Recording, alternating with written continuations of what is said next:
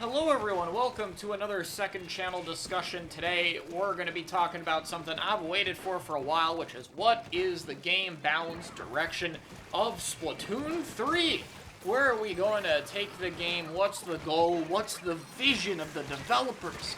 And we're going to try to use my very outside perspective and extremely limited information to try and come up with a theory about it, I guess. That's what we're doing today. So, what do I mean by a game balance vision, or game design vision? I don't want to spend too long harping on Splatoon 2, but let's just use it as an example, right?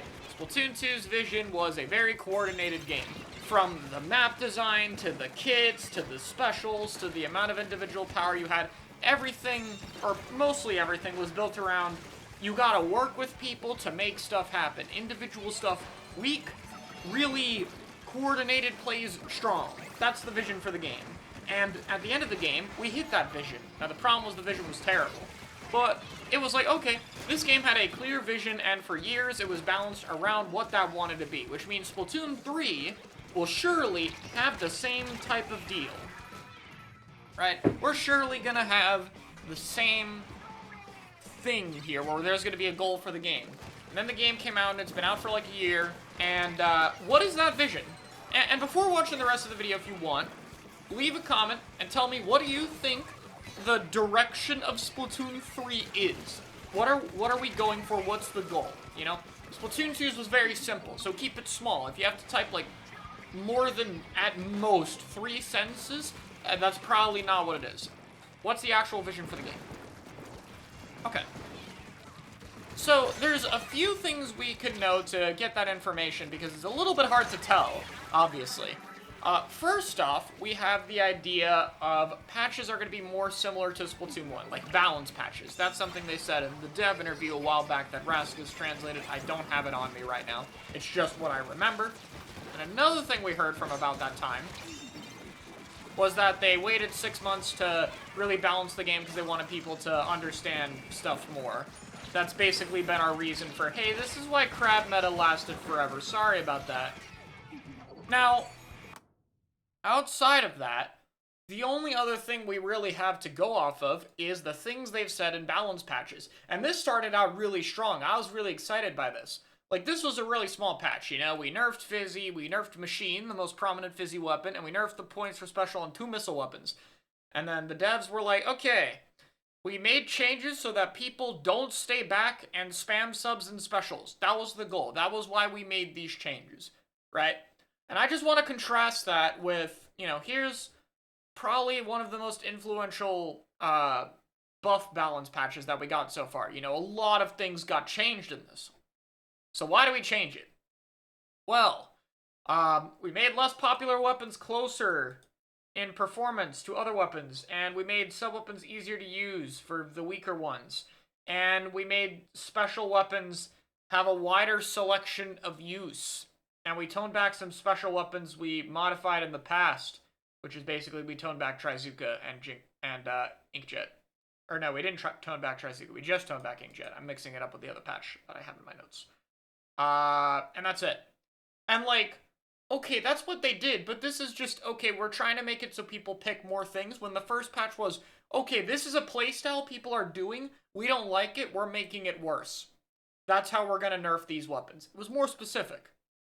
And you can even go later, and there's still some examples of this stuff, like, this patch here, 5.1, you know, did some help with this as well, where they're like, okay, we want 5.1 to be doing more damage because people got better at dodging it. Kraken, we want people to do more than just spam charge attack, and Zuka, we don't want people getting kills on accident. And missiles, we want people to not get hit when they clearly move out of the way.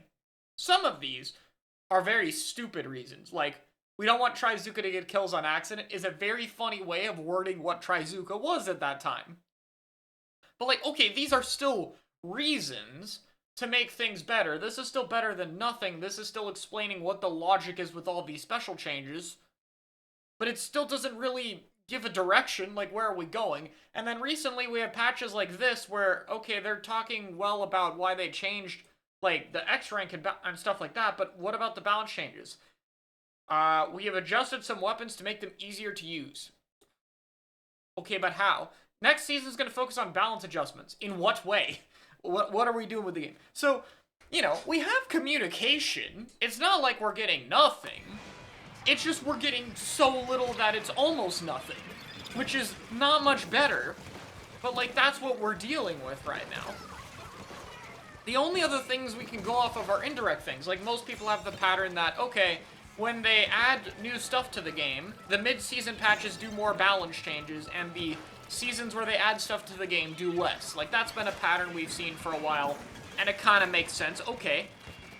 And then on top of that, we have, okay, they've clearly been adjusting the balance patches less, which could be one of two possibilities. One, they're balancing things less because they're really happy with the state of the game. They like where things are. You know, maybe they like how diverse the meta is. Maybe they like cooler meta. Maybe, you know, I don't know. Maybe they like the meta the way it is and they don't want to drastically change it too much. Or, there's another reason. We saw Splatoon 2 also slow down in patches. And while you could argue Splatoon 2 was for the same reason, the more likely reason was, hey, Splatoon 3 got revealed now. We've done 2 trailers for it. I think it's gonna happen in, like, less than a year now, so we're gonna stop updating the game.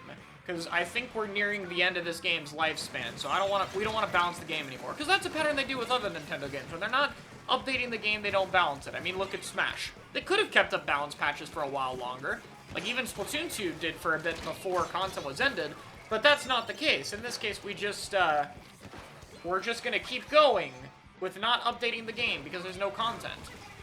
So this could be a sign of, okay, we only have 2 seasons left in Splatoon 3, and then we want to be done with it. So the balance patch has got to slow down for when the game is going to be done. You know, assuming no content extension, which could happen. Or it could be that they're happy with the meta, and we don't know.